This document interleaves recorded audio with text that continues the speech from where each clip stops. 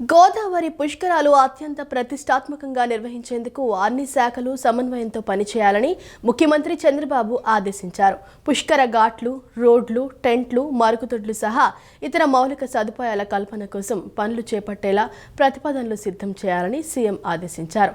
Traffic నియంత్రణ, sanitation, తాగునీరు, భక్తుల సౌకర్యాలపై ప్రత్యేక దృష్టి పెట్టాలని సూచించారు. ఉప ముఖ్యమంత్రి పవన్ కళ్యాణ్ ఇటీవల క్షేత్రస్థాయిలో పర్యటించి చేసిన సూచనల్ని పరిగణలోకి తీసుకోవాలని చంద్రబాబు ఆదేశించారు.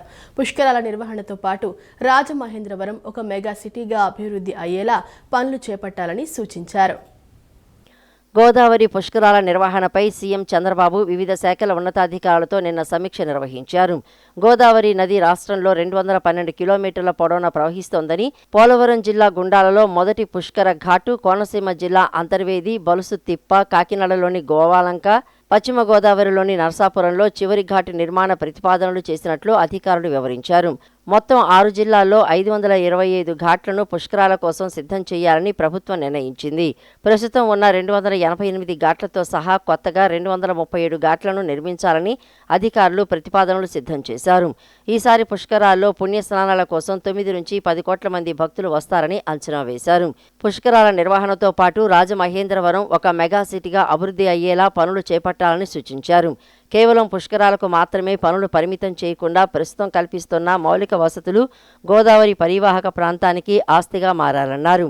పోలవరం, ఏలూరు, తూర్పుగోదావరి, పశ్చిమ గోదావరి, కోనసీమ, కాకినాడ జిల్లాల్లో పుష్కరాల పనులు చేపట్టాలన్నారు.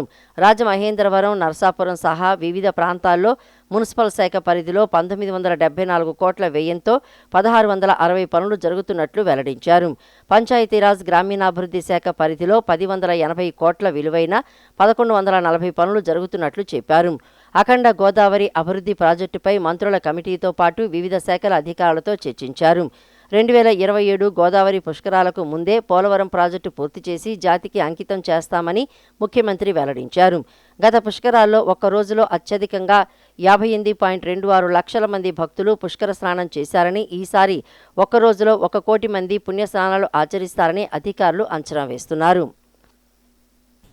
జిల్లాలో సుదీర్ఘకాలంగా పెండింగ్లో ఉన్న ఇళ్ల స్థలాల క్రమబద్ధీకరణకు ముఖ్యమంత్రి చంద్రబాబు నాయుడు గ్రీన్ సిగ్నల్ ఇచ్చారు. జిల్లా స్థాయిలో ఎంతవరకు చేయగలరో చేయాలని, జిల్లా స్థాయిలో క్రమబద్ధీకరణ కుదరని పక్షంలో కేబినెట్కు తీసుకురావాలని సీఎం ఆదేశించారు. ఈ మేరకు జిల్లా కలెక్టర్ల నుంచి సమాచారాన్ని తీసుకోవాలని సూచించారు. గృహ నిర్మాణ శాఖలో పెండింగ్లో ఉన్న బిల్లుల చెల్లింపు ప్రక్రియను కూడా మొదలు పెట్టాలన్నారు. ఈ మేరకు గృహ నిర్మాణం, ఆర్థిక శాఖలు సమన్వయం చేసుకోవాలని సీఎం చంద్రబాబు ఆదేశించారు. ఆర్టీజీ సెంటర్ నుంచి వివిధ శాఖల పనితీరుపై సీఎం చంద్రబాబు నిన్న సమీక్షించారు.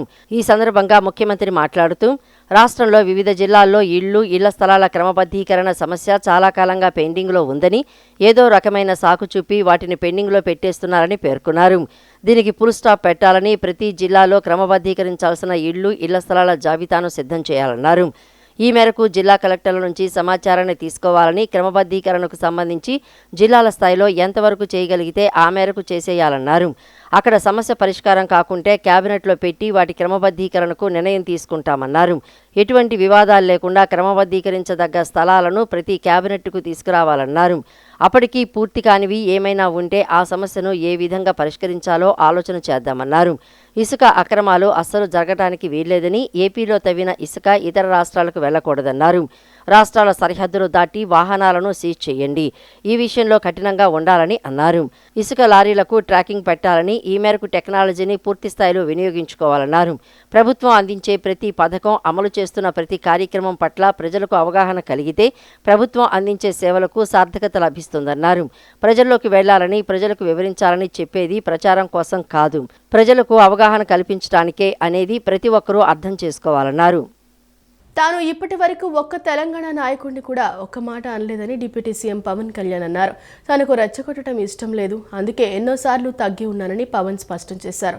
తెలంగాణలో జనసేన ఉంటుంది, మేం పోటీ చేసి తీరుతామని పవన్ కళ్యాణ్ సగర్వంగా ప్రకటించారు. తెలంగాణ భారతదేశంలో అంతర్భాగమన్నారు. తెలంగాణలో తానే తిరుగుతానని పవన్ కళ్యాణ్ పేర్కొన్నారు. దశాబ్దాల బెదిరింపులకు చరమగీతం పలుకుతామన్నారు.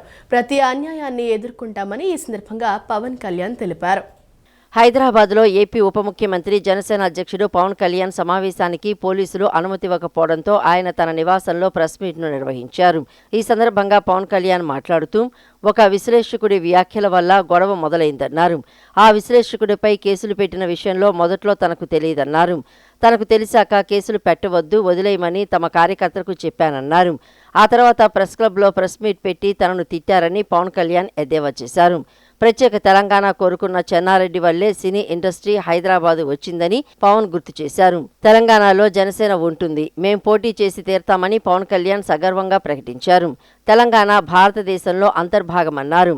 తెలంగాణలో నేనే తిరుగుతానని పవన్ కళ్యాణ్ పేర్కొన్నారు. దశాబ్దాల బెదిరింపులకు చరమగీతం పలుకుతామన్నారు. ప్రతి అన్యాయాన్ని ఎదుర్కొంటామని ఈ సందర్భంగా పవన్ కళ్యాణ్ తెలియజేశారు. తెలంగాణను వ్యతిరేకించిన వాళ్లు పదవుల్లో కూర్చున్నారని పేర్కొన్నారు. తెలంగాణను వ్యతిరేకించిన వాళ్లు ఎమ్మెల్యేలు అయ్యారని అన్నారు. 12 ఏళ్లుగా కిక్కురు మనకుండా కూర్చున్నానన్న పవన్, ఇది భారతదేశం అనుకున్నారా, పాకిస్తాన్, పాలస్తీనా అనుకున్నారా అంటూ పవన్ ప్రశ్నించారు. తెలంగాణ విభజనకి జనసేన వ్యతిరేకం అని మాట్లాడుతూ ఉన్నారు. నేను మళ్ళీ చెప్తా ఉన్నా, విభజించిన తీరుకు మేము వ్యతిరేకం. తెలంగాణ కోసం సామాజిక తెలంగాణ కానీ అన్ని కులాలు బాగుండాలి అని చెప్పి మరీ వచ్చాం. పార్లమెంటు తలుపులు మూసి తెలంగాణని ఆంధ్రాని విభజించిన తీరు మీద తప్పని చెప్పాను తప్ప తెలంగాణ సంస్కృతి మీద కానీ తెలంగాణ రాష్ట్ర ఏర్పాటుకు కానీ ఎప్పుడూ జనసేన వ్యతిరేకం కాదు. ఇది తెలంగాణ ప్రజలకి చాలా స్పష్టంగా తెలియజేస్తా ఉన్నాం. ఆంధ్రప్రదేశ్లో నన్ను తిరగనివ్వమని మాట్లాడుతూ ఉంటే నాకు వారాహి అనుమతి ఇచ్చింది తెలంగాణ ప్రజానికి, నాకు అనుమతి ఇచ్చారు. అలాగే నాకు గత వైసీపీ ప్రభుత్వం మిమ్మల్ని ఆంధ్రాలోకి అడుగు పెట్టనివ్వు అంటే కోదాడ, నల్గొండ అన్ని ప్రాంతాల నుంచి వచ్చి నాతో పాటు అండగా వచ్చారు నా తెలంగాణ అన్నదమ్ములు, జన సైనికులు. నేను చాలాసార్లు మా నాయకులందరినీ అడగండి, మనం పార్టీని ఇక్కడ బలపెడదాం అంటే నేను ఒకటే చెప్పా, తెలంగాణ వచ్చిన ఈ సందర్భంలో మనం కూర్చోబెట్టి మాట్లాడితే ముందు అది వేరేగా వెళ్తుంది. తిరగండి, జనసేన ఆశయాలను తీసుకెళ్ళండి, ఆ రోజు సంగతి చూద్దాం, ప్రజలు కోరుకున్న మీద చూద్దాం తప్ప నాకేమి ఇక్కడ కూర్చొని ఆంధ్రప్రదేశ్లోనే అధికారం కోరుకునేవాడిని, తెలంగాణలో నేనే అధికారం కోరుకుంటాను, ఒక మార్పు తప్ప. బాన్చన్ సారు కాలు మొక్తా అనే ఉద్దేశం ఉంటే పార్టీ ఎందుకు పెడతామా? అంత భయపడేవాళ్ళంత పార్టీ పెడతామా? మీ ఇష్టానికి మాట్లాడితే మేము భయపడాలా?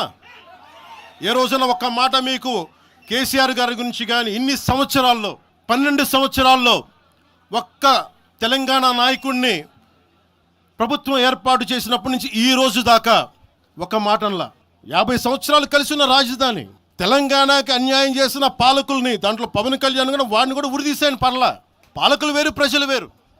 నా ప్రేమను కనుక మీరు శంకిస్తే నేను ఇప్పుడు దాకా నిర్ణయించుకోలే. మీరు అంటున్నారు కాబట్టి చెప్తున్నా, తెలంగాణలో జనసేన ఉంటుంది, మేము పోటీ చేస్తాం. ఇప్పుడు దాకా ఎప్పుడు అవసరమైతే తెలంగాణలో తిరుగుతాం, నేనే తిరుగుతా, మేమే తిరుగుతాం, ప్రతి సమస్య మీద మాట్లాడతాం, ప్రతి అన్యాయాన్ని ఎదుర్కొంటాం. తుంగభద్ర గేట్లు ప్రమాదకరంగా ఉన్న నాటి సీఎంగా ఉన్న జగన్ పట్టించుకోలేదని మంత్రి నిమ్మల రామానాయుడు ఆరోపించారు. 6 నెలల్లో తుంగభద్ర డ్యాంకు తాము కొత్త గేట్లు ఏర్పాటు చేసినట్లు వెల్లడించారు. ఈ డ్యాంకు 51 కోట్లతో 33 కొత్త గేట్లు ఏర్పాటు చేశామన్నారు. తుంగభద్ర గేట్లను ఈ నెలాఖరున ఏపీ, కర్ణాటక ముఖ్యమంత్రులు ప్రారంభిస్తారని తెలిపారు. మంత్రి నిమ్మలను మంగళవారం Tungabhadra board chairman S N Pandey కలిశారు. ఈ సందర్భంగా మంత్రి మాట్లాడుతూ భారీ వరదలకు తుంగభద్ర డ్యాం 19వ గేటు కొట్టుకుపోయిందని తెలిపారు. భారీ వరదలోనూ స్టాప్ లాక్ గేట్ ఏర్పాటు చేయడం ద్వారా 80 టీఎంసీల నీటి వృధాను అరికట్టామని తెలిపారు. రైతు సంక్షేమం, భూసార పరిరక్షణ, సుస్థిర వ్యవసాయ అభివృద్ధికి కట్టుబడి ఉన్న రాష్ట్ర ప్రభుత్వం ఖరీఫ్ 2026 సీజన్లో పచ్చిరొట్ట పంటల సాగును విస్తృతంగా ప్రోత్సహిస్తున్నట్లు రాష్ట్ర వ్యవసాయ శాఖ మంత్రి కింజరపు అచ్చెన్నాయుడు తెలిపారు. ముఖ్యమంత్రి నారా చంద్రబాబు నాయుడు నాయకత్వంలోని కూటమి ప్రభుత్వం వ్యవసాయాన్ని మరింత లాభసాటిగా తీర్చిదిద్దే లక్ష్యంతో రైతులకు అవసరమైన మద్దతు అందిస్తోందని పేర్కొన్నారు. పచ్చిరొట్ట పంటల సాగును ప్రోత్సహించేందుకు ప్రభుత్వం 62.2 కోట్ల సబ్సిడీని కేటాయించినట్లు మంత్రి కింజరపు అచ్చెన్నాయుడు వెల్లడించారు. ఈ పథకం కింద రాష్ట్ర వ్యాప్తంగా 91,918 క్వింటాల విత్తనాలను జిల్లాలకు కేటాయించగా అందులో జీలుగా 53,311 క్వింటాళ్లు, జనుము 21,291 క్వింటాళ్లు, పిల్లి పెసర 20,316 క్వింటాళ్లు ఉన్నాయని తెలిపారు. ఇప్పటికే 40,459 క్వింటాళ్ల విత్తనాలను జిల్లాలకు సరఫరా చేయగా 19,667 మంది రైతులకు 5,687 క్వింటాళ్ల విత్తనాలను పంపిణీ చేసి 4.76 కోట్ల సబ్సిడీ ప్రయోజనాన్ని అందించినట్లు చెప్పారు. పచ్చిరొట్ట పంటలు నేల ఆరోగ్యాన్ని మెరుగుపరచడంలో కీలక పాత్ర పోషిస్తాయని మంత్రి వివరించారు. ఈ పంటలను భూమిలో కలపడం ద్వారా సేంద్రియ కార్బన్ శాతం పెరగడంతో పాటు నత్రజని నిల్వలు అధికమవుతాయని తెలిపారు. దీనివల్ల రసాయన ఎరువులపై ఆధారపడటం తగ్గి రైతుల సాగు వ్యయం నియంత్రణలో ఉండటమే కాకుండా భూముల ఉత్పాదకత కూడా గణనీయంగా పెరుగుతుందని పేర్కొన్నారు. సహజ సేంద్రియ వ్యవసాయ విధానాల పట్ల రైతుల్లో ఆసక్తి పెరుగుతున్న నేపథ్యంలో పచ్చిరొట్ట సాగుకు ప్రభుత్వం ప్రత్యేక ప్రోత్సాహం అందిస్తోందన్నారు. గ్రామ స్థాయిలో వ్యవసాయ శాఖ అధికారులు రైతులకు అవగాహన కార్యక్రమాలు నిర్వహిస్తూ ఈ పంటల ప్రాముఖ్యతను వివరిస్తున్నారని చెప్పారు. ప్రభుత్వ ప్రోత్సాహానికి రైతుల నుంచి మంచి స్పందన లభిస్తోందని తెలియజేశారు. రాష్ట్ర ప్రభుత్వం నిర్దేశించిన విధంగా 2047 నాటికి హరిత విస్తీర్ణాన్ని 50% పెంచేందుకు చేస్తున్న ప్రయత్నాల్లో సమిష్టిగా ముందడుగు వేయాల్సిన అవసరం ఉందని జిల్లా వ్యాప్తంగా విస్తృతంగా మొక్కలు నాటే కార్యక్రమాలు చేపట్టాలని కలెక్టర్ డాక్టర్ జి. లక్ష్మీసా అధికారులను ఆదేశించారు. వర్షాకాలంలో జిల్లా వ్యాప్తంగా వివిధ ప్రభుత్వ శాఖల భూములు, సంస్థల భూములు, రహదారులు, రైల్వే లైన్లు, కాలువల వెంట మొక్కల పెంపకానికి ప్రత్యేక ప్రాధాన్యాలు ఇవ్వాలని సూచించారు. ఇందుకు ప్రతి శాఖ ప్రత్యేక కార్యాచరణ ప్రణాళికలు రూపొందించాలని ఆదేశించారు. మొక్కలు నాటడం మాత్రమే కాకుండా వాటి సంరక్షణపై ప్రత్యేక దృష్టి పెట్టాలని కలెక్టర్ ఆదేశించారు. కలెక్టర్ లక్ష్మీశా నిన్న వర్చువల్గా అటవీ, డ్వామ, వ్యవసాయం, ఉద్యాన, గ్రామీణాభివృద్ధి తదితర శాఖల అధికారులతో సమావేశం నిర్వహించారు. ఈ సందర్భంగా ఆయన మాట్లాడుతూ వర్షాకాలంలో జిల్లా వ్యాప్తంగా వివిధ ప్రభుత్వ శాఖల భూములు, సంస్థల భూములు, రహదారులు, రైల్వే లైన్లు, కాలువల వెంట మొక్కల పెంపకానికి ప్రత్యేక ప్రాధాన్యం ఇవ్వాలని సూచించారు. ఇందుకు ప్రతి శాఖ ప్రత్యేక కార్యాచరణ ప్రణాళికలు రూపొందించాలని ఆదేశించారు. మొక్కలు నాటడం మాత్రమే కాకుండా వాటి సంరక్షణపై ప్రత్యేక దృష్టి పెట్టాలని కలెక్టర్ ఆదేశించారు. క్షేత్రస్థాయిలో పనుల అమలును వేగవంతం చేయాలని పేర్కొన్నారు. దాదాపు 40 లక్షల మొక్కలను సమీకరించాల్సిన అవసరం ఉందని అన్నారు. ఇందుకు సంబంధించిన నర్సరీల సామర్థ్యాన్ని పెంచడం, అవసరమైన మొక్కల రకాలను ముందుగానే గుర్తించడం, సరఫరా వ్యవస్థను సమర్థవంతంగా నిర్వహించడం వంటి అంశాలపై సమగ్ర ప్రణాళిక అవసరమని ఆయన అభిప్రాయపడ్డారు. క్షేత్రస్థాయిలో పనుల అమలును వేగవంతం చేయాలని, అన్ని శాఖల మధ్య సమన్వయం మరింత బలోపేతం చేయాలని కలెక్టర్ అధికారులను ఆదేశించారు. ప్రజల భాగస్వామ్యాన్ని పెంపొందిస్తూ పచ్చదనం పెంపు ఉద్యమాన్ని ఒక సామూహిక ఉద్యమంగా మార్చాలని కలెక్టర్ లక్ష్మీశా పిలుపునిచ్చారు.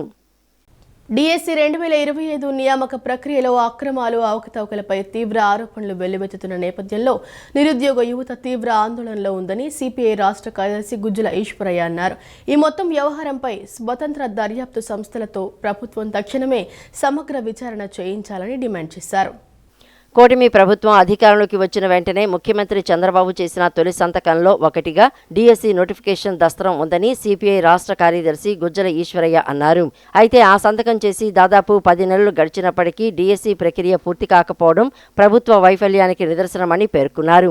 అప్పటికీ డిఎస్సి ద్వారా 35,000కు పైగా వివిధ విభాగాల్లో ఉపాధ్యాయ ఖాళీలు ఉన్నప్పటికీ కేవలం 16,347 పోస్టులతో మాత్రమే నోటిఫికేషన్ విడుదల చేయటం నిరుద్యోగ యువత ఆశలను దెబ్బతీయటమేనని పేర్కొన్నారు.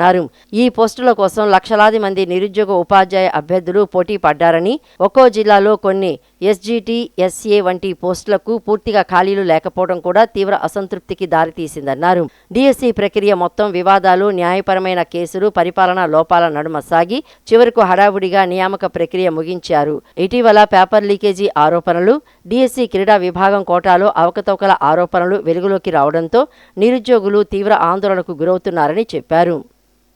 దేశవ్యాప్తంగా ఎంతో ఆసక్తిగా ఎదురుచూస్తున్న నైరుతి రుతుపవనాలు స్వల్ప ఆలస్యంతో కేరళలోకి ప్రవేశించేందుకు సిద్ధమవుతున్నాయి. భారత వాతావరణ శాఖ తాజా అంచనాల ప్రకారం జూన్ 4న కేరళ తీరాన్ని రుతుపవనాలు తాకే అవకాశం ఉంది. దీంతో దేశంలో అధికారికంగా వర్షాకాలం ప్రారంభం కానుంది. రుతుపవనాల రాకతో దక్షిణ భారత రాష్ట్రాల్లో వచ్చే 6 నుంచి 7 రోజుల పాటు విస్తృతంగా వర్షాలు కురిసే అవకాశం ఉందని వాతావరణ శాఖ తెలిపింది.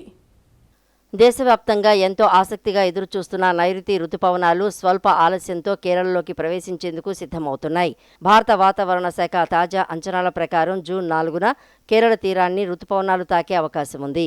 ముఖ్యంగా కేరళలో భారీ నుంచి అతి భారీ వర్షాలు నమోదయ్యే సూచనలు కనిపిస్తున్నాయి. కొన్ని ప్రాంతాల్లో 7 సెంటీమీటర్ల నుంచి 20 సెంటీమీటర్ల వరకు వర్షపాతం నమోదయ్యే అవకాశం ఉందని అధికారులు వెల్లడించారు. అరేబియా సముద్రం మీదుగా తేమతో కూడిన గాలులు బలపడుతూ ఉండటంతో రుతుపవనాలు కదలిక వేగవంతమవుతోంది. దీని ప్రభావంతో కేరళతో పాటు తమిళనాడు, కర్ణాటక రాష్ట్రాల్లో కూడా భారీ వర్షాలు కురిసే అవకాశం ఉందని వాతావరణ శాఖ అంచనా వేసింది. పలు జిల్లాల్లో ఉరుములు, మెరుపులతో కూడిన వర్షాలు పడే అవకాశం ఉందని హెచ్చరించింది. అయితే రుతుపవనాల ప్రారంభంతో పాటు పలు ప్రాంతాల్లో ప్రతికూల వాతావరణ పరిస్థితులు కూడా ఏర్పడే అవకాశం ఉందని వాతావరణ శాఖ హెచ్చరించింది. దేశంలోని వాయువ్య, మధ్య, తూర్పు ప్రాంతాలతో పాటు దక్షిణ ద్వీపకల్ప ప్రాంతాల్లో ఉరుములు, మెరుపులతో కూడిన వర్షాలు కురిసే అవకాశం ఉందని తెలిపింది. ఈదురుగాలుల వేగం గంటకు 40 నుంచి 50 కిలోమీటర్ల వరకు ఉండవచ్చని అంచనా వేసింది. దీంతో విద్యుత్ స్తంభాలు, తాత్కాలిక నిర్మాణాలు, వ్యవసాయ పంటలకు నష్టం కలిగే అవకాశం ఉందని పేర్కొంది. ప్రజలు అప్రమత్తంగా ఉండాలని, స్థానిక అధికారుల సూచనలు పాటించాలని సూచించింది. రాష్ట్రంలోని ప్రభుత్వ యూనివర్సిటీలలో చోటు చేసుకున్న అవినీతి అక్రమాలపై చర్యలు తీసుకుంటాం, ప్రక్షాళన చేస్తామన్న కూటమి ప్రభుత్వం నేటికి ఒక్క యూనివర్సిటీ పైన కూడా అవినీతి అక్రమాలపై చర్యలు తీసుకోలేదని ఏఐఎస్ఎఫ్ రాష్ట్ర అధ్యక్షులు జి వలరాజు తెలిపారు. అందులో ప్రధానంగా Kadapa Yogi Vemana university, finance and architect university, Rayalaseema university తరచూ అవినీతి అక్రమాలకు అధికారులు అడ్డాగా మార్చారని ఆగ్రహం వ్యక్తం చేశారు. రాయలసీమ యూనివర్సిటీ అవినీతిపై సమగ్రంగా విచారణ జరిపించాలని విజయవాడ నగరంలోని స్థానిక విజిలెన్స్ డీజీ సీసీకి మరియు మంగళగిరిలోని ఉన్నత విద్యాశాఖ సంయుక్త సంచాలకులు జేడీ కృష్ణలకు ఏఐఎస్ఎఫ్ రాష్ట్ర అధ్యక్షులు జి వలవరాజు వినతిపత్రం అందజేశారు. ఈ సందర్భంగా ఆయన మాట్లాడుతూ యూనివర్సిటీ అభివృద్ధి కోసం ప్రభుత్వాలు కేటాయించిన నిధులను పూర్తిగా యూనివర్సిటీ అభివృద్ధికి ఉపయోగిస్తున్నామని చెప్పి తమ ఖాతాల్లోకి మళ్లించుకొని విద్యార్థులను, ప్రభుత్వాన్ని మోసం చేస్తున్నారని ఆరోపించారు. యూనివర్సిటీ పరిధిలో ఉండే ఫీజులను పెంచి వసూలు చేసి వాటిని సొమ్ము చేసుకుంటున్నారని అసహనం వ్యక్తం చేశారు. టెండర్ల కేటాయింపులో రిజిస్ట్రార్ అన్నీ తానే నడిపించి అనుకూలంగా ఉన్నవారికి, కాసులు ముట్టచెప్పిన వారికే కాంట్రాక్టులు ఇస్తున్నారని దుయ్యబట్టారు. కమిటీలు అన్నీ కూడా రిజిస్ట్రార్ సిఫార్సులు చేసే వ్యక్తులే కమిటీ సభ్యులుగా ఉంటున్నారని, కీలక విషయాల్లో వారికి అనుకూలంగా వ్యవహరించాలని ఒత్తిడి చేయటం జరుగుతుందని పేర్కొన్నారు. కాంట్రాక్టర్ల పేరు మీద ఉన్నటువంటి రిజిస్టరు, అక్కడ ఉన్నటువంటి ప్రభుత్వ అధికారులే ఇవాళ విద్యార్థులకు కూర్చున్నటువంటి మెస్ బిల్లులు కావచ్చు, లేదంటే బిల్డింగ్ దానికి సంబంధించినటువంటి బిల్డింగ్లు కావచ్చు, మొత్తం కాంట్రాక్టర్ల చేతుల్లో ములాఖత్ అయ్యి పెద్ద ఎత్తున విద్యార్థుల యొక్క మెస్ బిల్లులు, గ్యాసు, అదేవిధంగా బిల్డింగు, దానికి సంబంధించిన కాంట్రాక్టుల్లో పెద్ద ఎత్తున అవినీతి అక్రమాలు జరిగాయి. ప్రభుత్వ ధనాన్ని, అదేవిధంగా విద్యార్థుల యొక్క డబ్బుల్ని పెద్ద ఎత్తున సొమ్ము చేసుకుంటా ఉన్నారు. దీనికి సంబంధించి పలుమార్లు అఖిల భారత విద్యార్థి ఫెడరేషన్ ఏఐఎస్ఎఫ్ నేతృత్వంలో అక్కడ ఉన్నటువంటి ఎంపీ గారికి, అక్కడ ఉన్నటువంటి వైస్ ఛాన్సలర్కి ఎంతమంది కంప్లైంట్ చేసినా కూడా స్పందించని నేపథ్యంలో విజిలెన్స్ వారికి ఈరోజు కంప్లైంట్ జరిగింది. ఈ విధంగా విజిలెన్స్ వారు తక్షణమే స్పందించి చర్యలు తీసుకోవాలని చెప్పి అఖిల భారత విద్యార్థి ఫెడరేషన్ ఏఐఎస్ఎఫ్ రాష్ట్ర సమితిగా డిమాండ్ చేస్తా ఉన్నాం. నిడమానూరు గ్రామ అభివృద్ధి మరియు చెరువు ఆక్రమణల అంశంపై వైసీపీ జిల్లా అధికార ప్రతినిధి మాజీ సర్పంచ్ శీలం రంగారావు చేసిన ఆరోపణలను నిడమానూరు తెలుగుదేశం పార్టీ నాయకులు తీవ్రంగా ఖండించారు. ఎమ్మెల్యేగా యార్లగడ్డ అధికారంలోకి వచ్చిన తర్వాతే నిడమానూరు గ్రామం అభివృద్ధి చెందిందని, రంగారావు సర్పంచ్గా ఉన్నప్పుడు కనీసం వీధి దీపాలు కూడా ఏర్పాటు చేయలేదని విమర్శించారు. తేలపురలో సమావేశాలు పెట్టడం కాదని, దమ్ముంటే బహిరంగ చర్చకు రావాలని ఈ సందర్భంగా సవాల్ చేశారు. నిడమానూరు గ్రామ టీడీపీ అధ్యక్షులు బండి వెంకట్రావు, తెలుగు యువత నాయకులు, cluster incharge Adusumilli Naveen, P A C S chairman Kanuri Yugandhar, ఇతర నాయకులు మాట్లాడుతూ రంగారావు వ్యాఖ్యలను తిప్పికొట్టారు. గ్రామం మొదట్లో ఉన్న అలంకారీ బేకరీ అక్రమమని రంగారావు చేసిన ఆరోపణలను బండి నాని తోసిపుచ్చారు. ఇది బండి పొన్నయ్యకు చెందిన సొంత స్థలమని, అందులోనే చట్టబద్ధంగా లీజుకు తీసుకుని నిర్మాణం చేపట్టారని తెలిపారు. బాపిరాజు చెరువు విషయంలో రంగారావు ద్వంద్వ వైఖరిని అవలంబిస్తున్నారని విమర్శించారు. గతంలో సర్పంచ్గా ఉన్న సమయంలోనే చెరువు ఆక్రమణలకు గురైందని, అప్పుడు ఏమీ చేయని రంగారావు ఇప్పుడు దాతల సాయంతో చెరువును అభివృద్ధి చేస్తుంటే అడ్డుపడుతున్నారని మండిపడ్డారు. గ్రామంలో డ్రైనేజీ నిర్మాణాన్ని కేవలం ఒక వర్గం కోసం చేశారని చేస్తున్న ఆరోపణలను నాని ఖండించారు. 8 ఏళ్లుగా పెండింగ్లో ఉన్న ఆ డ్రైనేజీని తాము కేవలం నెల రోజుల్లోనే పూర్తి చేశామని తెలిపారు. సర్పంచ్గా ఉన్న సమయంలోనే ఆ డ్రైనేజీ పనులను ప్రారంభించి సొంతగా బిల్లులు కూడా చేయించుకున్న రంగారావు ఇప్పుడు దాన్ని రాజకీయంగా వాడుకోవడం సిగ్గుచేటని విమర్శించారు. ఎమ్మెల్యేగా యార్లగడ్డ అధికారంలోకి వచ్చిన తర్వాతే నిడమానూరు గ్రామం అభివృద్ధి చెందిందని, తేలపురంలో సమావేశాలు పెట్టడం కాదని, దమ్ముంటే బహిరంగ చర్చకు రావాలని బండి వెంకట్రావు నాని సవాల్ చేశారు. 1900, 1910 ఆ సమయంలో ఊరికి సంబంధించి అది మంచినీటి చెరువు కోసం అని చెప్పి 3 ఎకరాలు 8 సెంట్లు ఆయన వితరణ ఇచ్చారు. వితరణ ఇచ్చిన చెరువుని ఈయన లాస్ట్ 15 సంవత్సరాల్లో ఈయన 10 సంవత్సరాలు ఈయనే సర్పంచ్గా ఉన్నారు. అప్పటి నుంచి కూడాను దానిలో ఆక్రమణలు జరుగుతూ ఉన్నాయి. ఆక్రమణలను పట్టించుకోకుండా మేము లాస్ట్ 2025లో మేము కలెక్టర్ గారికి నేను ఒక పిటిషన్ ఇచ్చాను. అయ్యా ఇట్లాగా మా ఊరు బాపిరాజ్ చెరువుని ఇట్లాగా ఆక్రమించుకుని అన్యాక్రాంతం చేశారు, దాన్ని బాగు చేయండి అని చెప్పి నేను పీజేఆర్ఎస్లోకి వెళ్ళిపోయి నేను ఒక అర్జీ ఇవ్వడం జరిగింది. అయితే ఆయన అట్లాగే మున్సిపల్ కమిషనర్ సిఆర్డీఏ కమిషనర్ గారికి, మున్సిపల్ మినిస్టర్ గారికి వీళ్ళందరికీ ఫార్వర్డ్ చేయడం జరిగింది. దాన్ని ఎవరో పట్టించుకోకపోతే మేము స్వచ్ఛందంగా ఒక డోనర్ను చూసి ఆ చెరువును బాగు చేయించడానికి ఇప్పుడు తయారయ్యాం. వచ్చి ఈయనేమో ముందు అన్యాక్రాంతం అయింది క్లియర్ చేయాలనేమో మన దగ్గర అంటాడు, అవతలకి వెళ్ళి వాళ్ళనేమో కట్టుకోమని చెప్తాడు. దీనిలో ఇటు కట్టుకోమని చెప్పేది ఆయనే, కోర్టులో కేసులు వేయించేది ఆయనే. రెండు పడవల మీద కాళ్ళు పెట్టి ఆయన ఇష్టం వచ్చినట్టు మాట్లాడుతూ ఆయన చేసే కార్యక్రమాలన్నీ కూడా ఇలాగే ఉన్నాయి. గతంలో అతను ఆ సైటు కబ్జా చేయడానికి ప్రయత్నించాడు అతను సర్పంచ్ అయిన తర్వాత. అప్పుడు వాళ్ళు ఒప్పుకోవాలా, ఇది అందరికీ ఊర్లో పెద్దలందరికీ తెలుసు, అందరి దగ్గరికి వచ్చారు. సరే అలాగే నేను డబ్బులు ఇస్తానని చెప్పి దాన్ని ఎంతో కొంత ఇచ్చి కొనుక్కుందామని ట్రై చేశాడు. అప్పుడు ఒప్పుకోవాలా. తర్వాత వాళ్ళు రెంట్కి ఇచ్చుకోవడానికి ప్రయత్నిస్తే 4 లక్షల రూపాయలు డబ్బులు తీసుకున్నాడు. అక్షరాలు 4 లక్షల రూపాయలు డబ్బులు తీసుకొని దాన్ని రెంట్కి ఇప్పించుకున్నాడు. మళ్ళీ ఒక 6 నెలలు సంవత్సరం పోయిన తర్వాత మళ్ళీ వాళ్ళని ఖాళీ చేయించాడు. అప్పుడున్న ఈవోని ఉపయోగించి వాళ్ళని అంత ఇబ్బంది పెట్టడం వల్ల వాళ్ళకి ఇదయ్యి వాళ్ళు ఇప్పుడు దీనికి లీజ్ చేసుకుంటే మళ్ళీ ఇప్పుడు కూడా వాళ్ళ మీద బొరద జల్లి ఇప్పుడు దానిలో కూడా ఇది కన్స్ట్రక్షన్ చేసి దీన్ని బేకరీకి ఇచ్చినప్పుడు కూడా డబ్బులు అడిగాడు. ఆ డబ్బులు ఇవ్వనందుకు ఒకే ఒక కారణంతో ఆ రోజు అతను ఇవాళ ఇది రాద్ధాంతం చేస్తున్నాడు. ఆ రోజు చేయొచ్చు రాద్ధాంతం, ఆ రోజు చేయలే. పార్టీలోకి వచ్చినప్పుడు అడగలేదే నువ్వు, అప్పుడేం చేసావు నువ్వు? రాజీనామా చేసారా మా పార్టీలో కానీ అడగలేదే? శుభ్రంగా గెలిచి రోజు అభివృద్ధి పనులు చేస్తా నీ కాలనీలోనే 6 రోడ్లు వేసారు. నీ కాలనీలో 6 రోడ్లు వేసి గ్రామాల్లో అన్ని రోడ్లు డ్రైన్లు విపరీతంగా డెవలప్మెంట్ వర్కులు జరుగుతుంటాయంటే ఎమ్మెల్యే గారు రాజీనామా చేసి వీడి కోసం వచ్చి అక్కడ పోటీ చేయాలంట. మళ్ళీ వెళ్ళి నీ 11 మంది గెలిచిన వాళ్ళని వెళ్ళి రాజీనామా చేసి కావాలంటే బల నిరూపణ అక్కడ చేసుకోండి. పరీక్షల సన్నాహక సేవల్లో జాతీయ స్థాయిలో అగ్రగామిగా ఉన్న Aakash educational services limited AESL JEE advanced 2026 పరీక్షలో మరోసారి అద్భుతమైన ప్రదర్శనను కనపరిచిందని academic head Raja Raghuram, Vijayawada centre head CH Sai Bhaskar తెలిపారు. జాతీయ స్థాయిలో ఆకాష్ విద్యార్థులు టాప్ 100లో ఆల్ ఇండియా ర్యాంకులలో 4, 17, 35, 41, 42, 52, 59, 63, 86, 94 సహా పలు ర్యాంకులను సాధించారన్నారు. విజయవాడ బ్రాంచ్ నుంచి 11 మంది విద్యార్థులు అర్హత సాధించారన్నారు. రాష్ట్రంలోని అత్యుత్తమమైన ఆల్ ఇండియా ర్యాంకు 275ను బేతాసాయి ఆషిక్ సాధించాడని తెలిపారు. విజయవాడ బెంచ్ సర్కిల్ సమీపంలోని ఆకాష్ ఎడ్యుకేషనల్ సర్వీసెస్ లిమిటెడ్ కార్యాలయంలో నిన్న విలేకరుల సమావేశం నిర్వహించారు. జేఈఈ అడ్వాన్స్డ్ 2026 పరీక్షల్లో ర్యాంకులు సాధించిన విద్యార్థులకు శాల్వాలు కప్పి పూలమాల వేసి అభినందించారు.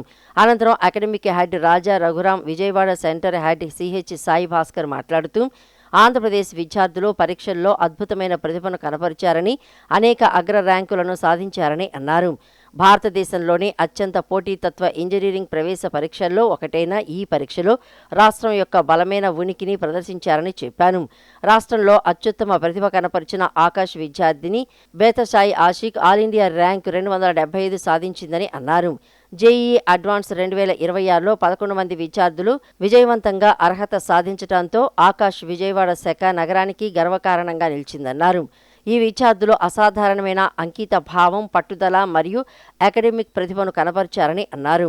ఇది ఆకాష్ క్రమబద్ధమైన అభ్యాస పద్ధతి మరియు నిపుణులైన మార్గదర్శకత్వం ప్రభావాన్ని ప్రతిబింబిస్తుందని పేర్కొన్నారు. Total 11 students JEE advanced clear చేశారు sir. 11 students. So JEE advanced exam clear చేయడం నాట్ దట్ మచ్ ఈజీ. మీకు తెలిసే ఉంటుంది, కంట్రీ వైడ్గా ఆల్మోస్ట్ 14 lakhs స్టూడెంట్స్ రాస్తారు సార్.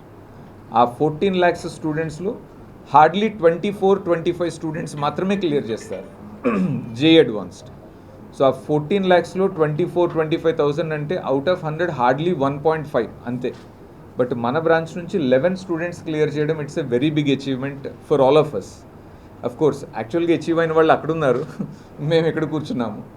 సో ఈ రిజల్ట్ మీ అందరితోనూ కూడా షేర్ చేసుకుందామని just we invited all of you sir for this press meet. ఈ క్వాలిఫైయింగ్ నెంబర్ అనేది ఇంక్రీజ్ చేయడానికి ఇన్విక్టస్ అనే ఒక న్యూ ప్రోగ్రామ్ స్టార్ట్ చేసాము.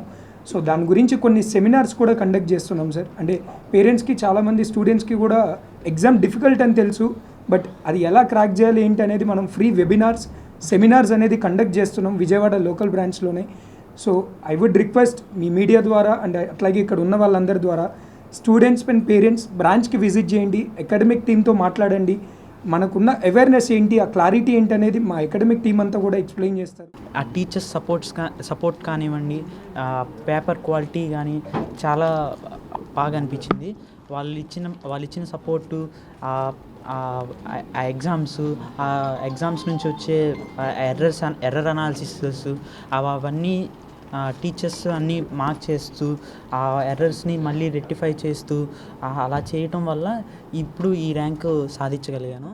ఆంధ్రప్రదేశ్లో తొలిసారిగా ఎలక్ట్రో సర్జరీ సాయంతో అత్యాధునిక వాల్వ్ గుండె వాల్వ్ మార్పిడిని విజయవాడలోని ఆయుష్ హాస్పిటల్లో విజయవంతంగా పూర్తి చేశారు. ఈ మైలురాయి ఆంధ్రప్రదేశ్లో అత్యాధునిక స్ట్రక్చరల్ హార్ట్ ఇంటర్వెన్షన్ అభివృద్ధికి మరో ముఖ్యమైన ముందడుగుగా నిలుస్తుందని డాక్టర్ పాలపర్తి రఘురామ్ అన్నారు. గతంలో గుండె వాల్వ్ శస్త్రచికిత్స చేయించుకుని ప్రస్తుతం ఆ వాల్వ్ దెబ్బతిన్నప్పటికీ మళ్లీ ఓపెన్ హార్ట్ సర్జరీ చేయించుకోవడానికి అధిక ప్రమాదం ఉన్న ఎంపిక చేసిన రోగులలో ఇటువంటి అధునాతన క్యాథెటర్ ఆధారిత చికిత్సలు కొత్త అవకాశాలను కల్పిస్తాయన్నారు. ఆయుష్ హాస్పిటల్ వైద్య బృందం ఆంధ్రప్రదేశ్లో తొలిసారిగా బ్యాట్మన్ పద్ధతిలో అత్యాధునిక transcatheter mitral valve in valve ప్రక్రియను విజయవంతంగా నిర్వహించారు.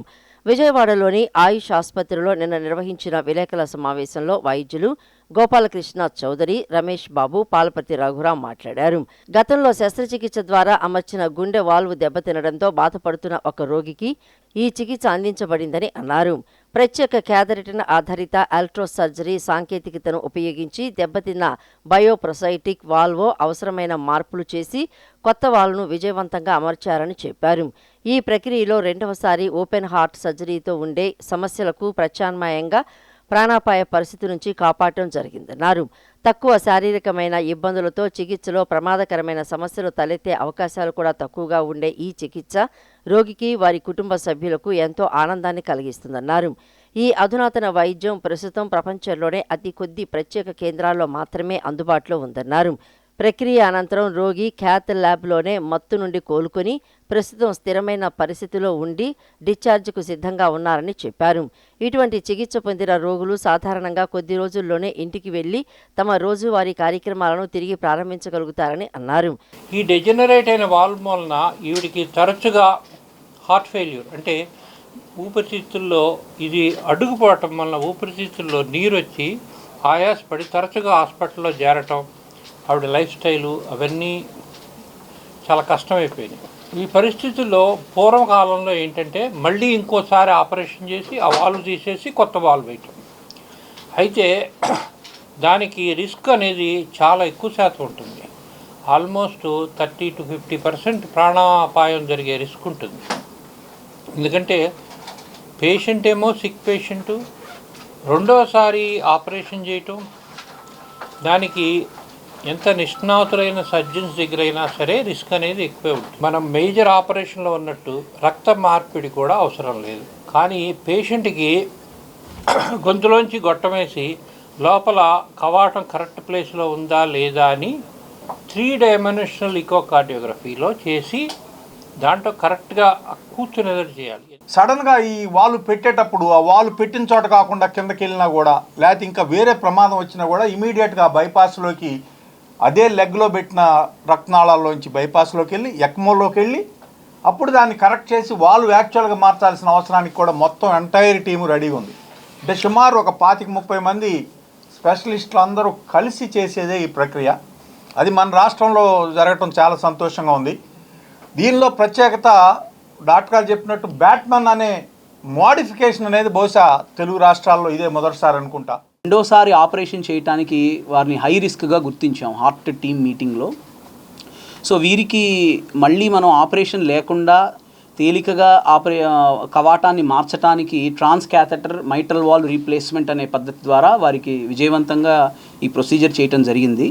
అయితే ఇందులోని ప్రత్యేకత ఏంటంటే ఇది రొటీన్గా చేసే ట్రాన్స్ క్యాథెటర్ ప్రొసీజరే కాకుండా కవాటం యొక్క లీఫ్లెట్ని ఎలక్ట్రికల్ ఎనర్జీ ద్వారా దాన్ని కట్ చేసి పక్కనున్న కవాటం అంటే అయోర్టిక్ వాల్వ్ మూసుకుపోకుండా ఎల్విఓటి అబ్స్ట్రక్షన్ అంటాం, అంటే అది దాన్ని నివారించడానికి ఈ స్పెషల్ పద్ధతి ద్వారా చేసి తద్వారా మళ్ళీ మనం తొడ నుంచే ఓపెన్ హార్ట్ లేకుండా కవాటాన్ని అమర్చడం జరిగింది.